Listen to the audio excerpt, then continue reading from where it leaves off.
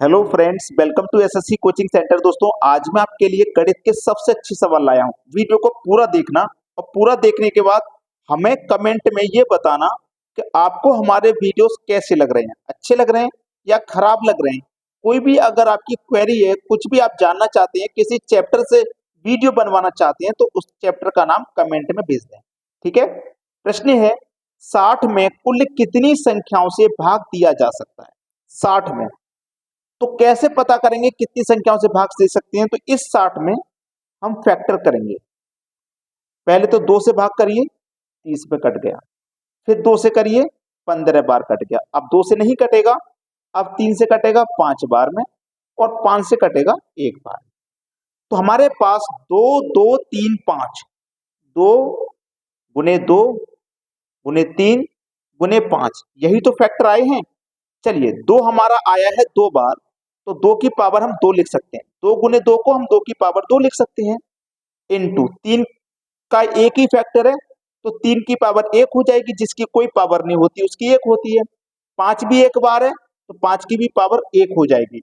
तो हमें इन संख्याओं से तो कोई मतलब है नहीं। जो पावर है ना, इनमें 1 जोड़ के लिखिए। जैसे 2 था तो मैंने 1 जोड़ के लिख दिया, 3 हो गया। यहाँ पे 1 है तो इसमें भी 1 जोड़ के लिखूंगा, 2 हो जाएगा। यहाँ पे 1 है, इसमें भी 1 जोड़ के लिखूंगा, 2 हो जाएगा। 3 दूनी 6, 6 दूनी 12, सवाल का आंसर आ गया 12। सवाल खत्म भाई।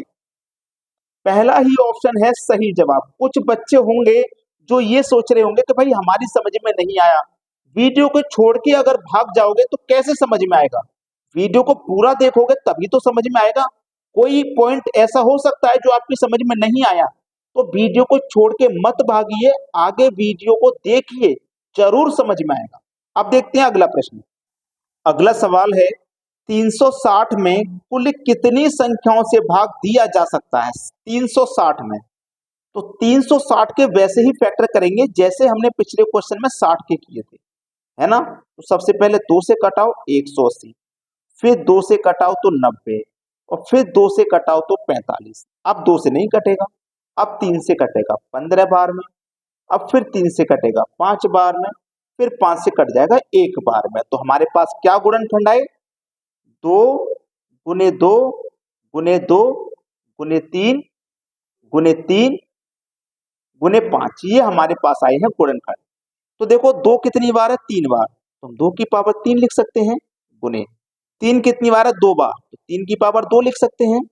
5 एक बार है तो 5 की पावर 1। हमने कहा था इनसे कोई मतलब नहीं है। जो पावर है ना, उसमें 1 जोड़ के लिखिए। 3 पावर है तो 1 जोड़ के लिखो 4, 2 पावर है 1 जोड़ के लिखो 3, 1 पावर है तो 1 जोड़ के लिखो 2। तो 4 तिया 12, 12 दूनी 24। कितना आया? 24 आया। तो मुझे उम्मीद है जो बच्चे पिछले क्वेश्चन में नहीं समझ पाए थे, वो इस क्वेश्चन में 100% समझ के होंगे।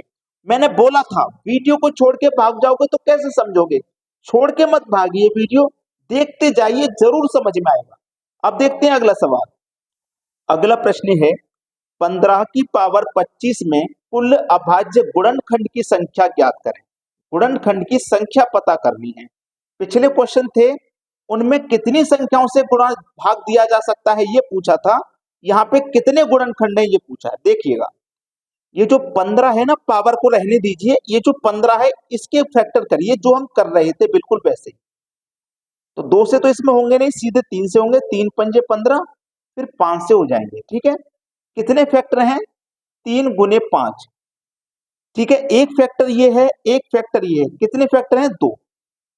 3 और 5 दो ही फैक्टर तो हैं, तो इस 2 का गुना 25 से कर दो, आंसर आ गया 50।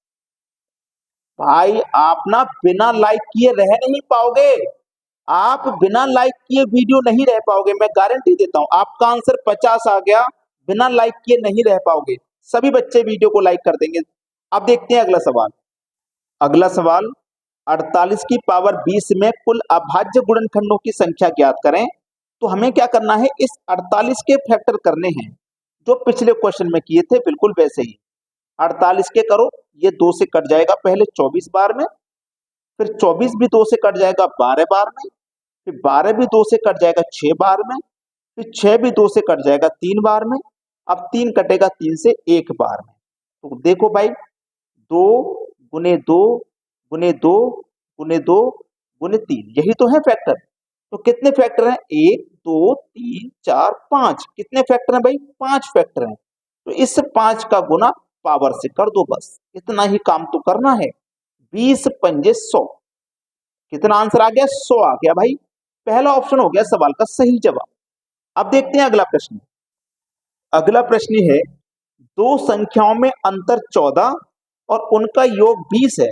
देखो, दो संख्या, पहली संख्या x, दूसरी संख्या y, इन दोनों संख्याओं में जो अंतर है वो 14 का है और उनका योग यानी कि उन्हीं x और y संख्या का जो योग है ना, वो दिया गया है 20। ठीक है, बड़ा ही बढ़िया सवाल है। एक x और एक x दोनों प्लस के हैं तो 2x हो गए। ठीक है, प्लस का y माइनस का y कट गया। 14 और 20 को जोड़ो तो 34 हुआ। 2 से 34 कटेगा 17 बार में, तो x की वैल्यू आ गई आपकी 17। x का मान आ गया 17। ठीक है, x का मान 17 आ गया। अब देखिएगा, मैं आपको समझाता हूं। x प्लस वाई 20 था, x प्लस वाई हमारा 20 था, जिसमें से x का मान 17 है, तो y का मान भाई 3 होगा, जब ही तो योग 20 होगा। समझे मेरी बात को? तो y का मान 3 होगा जब ही तो हमारा योग 20 होगा। हमसे क्या पूछा? गुणनफल। x का मान हमारे पास है 17, y का मान हमारे पास है 3। गुणनफल पूछा, गुणा कर दो। 17 तिया 51। सवाल का सही जवाब कितना आएगा? 51। सी ऑप्शन है प्रश्न का बिल्कुल सही जवाब। समझ में आ गया? अब देखते हैं अगला प्रश्न। अगला सवाल है, दो संख्याओं का योग 42 तथा उनका गुणनफल 437 है। उन संख्याओं का अंतर कितना है? दो संख्याओं का योग, पहली संख्या दूसरी संख्या, दोनों का योग है 42। ठीक है, अंतर कितना होगा? चलिए मैं मान लेता हूं अंतर 4 होगा। ठीक है, x और y दोनों का अंतर मैंने मान लिया 4 होगा। पहले ऑप्शन से ही शुरू कर रहा हूं मैं, मान लिया मैंने 4 होगा। चलिए, x और x मिलकर के 2x, प्लस का y माइनस का y कट जाएगा। 42 में 4 जोड़ो 46, 2 से 46 गया 23 बार में, तो x का मान आ गया हमारे का 23। x का मान 23 आ गया। अब देखिए, x और y का मान 42 है, x प्लस y का मान हमारे पास 42 है और x का मान 23 है, तो भाई y का मान कितना होगा? 19 होगा। तभी तो 23 और 19 मिला के 42 होगा। ठीक है, इनका गुणनफल 437 आना चाहिए। ठीक है, इन दोनों का गुणनफल 437 आना चाहिए। चलिए देख लेते हैं आता है कि नहीं। x का मान हमारे पास 23 है, 23, और y का मान हमारे पास 19 है। दोनों का गुणा आना चाहिए 437। देखते हैं आता है कि नहीं। 19 दिया 57, 57 का 7 हासिल लगे 5, 19 दूनी 38, 38 में जोड़ोगे हासिल के 5 तो हो जाएगा 43। 437 भाई आ गया, तो अंतर कितना होगा? 4 ही होगा। पहला ऑप्शन लेके ही मैंने आंसर किया था। गुणनफल मेरा 437 बिल्कुल करेक्ट आ गया। मैंने वो दूसरी संख्या फाइंड कर ली, 19 है। ठीक है, क्लियर हो गया ना? अंतर हमारा कितना होगा? 4 का होगा। अब देखते हैं अगला प्रश्न। अगला सवाल, भाग के प्रश्न में विद्यार्थी 36 के बदले 63 को भाजक के रूप में लेता है, उसका उत्तर 24 था। 36 के बदले में 63 ले लिया। कितना ले लिया? 63। जब 63 लिया तो उत्तर कितना आया? 24 आया। ठीक है, जब गलत लिया है तो आंसर भी गलत आया है, संख्या गलत लिया तो उत्तर भी गलत आया। हमने संख्या और उत्तर दोनों लिख लिया। अब हमें सही उत्तर चाहिए, तो हमें सही संख्या को इसके बटे में लिखना है। सही उत्तर आ जाएगा 12 तिया 36, 12 दूनी 24, 3 से 63 21 बार में कटेगा, 21 दूनी 42, यानी कि वो सही उत्तर क्या था? 42 था। बी ऑप्शन है सवाल का सही जवाब। मैंने बोला था आज बच्चे बिना लाइक किए नहीं रह पाएंगे, बिना वीडियो को शेयर किए नहीं रह पाएंगे और बिना हमें कमेंट में जवाब दिए नहीं रह पाएंगे। इतना अच्छा वीडियो आपके लिए ये लाया गया। ठीक है दोस्तों, धन्यवाद।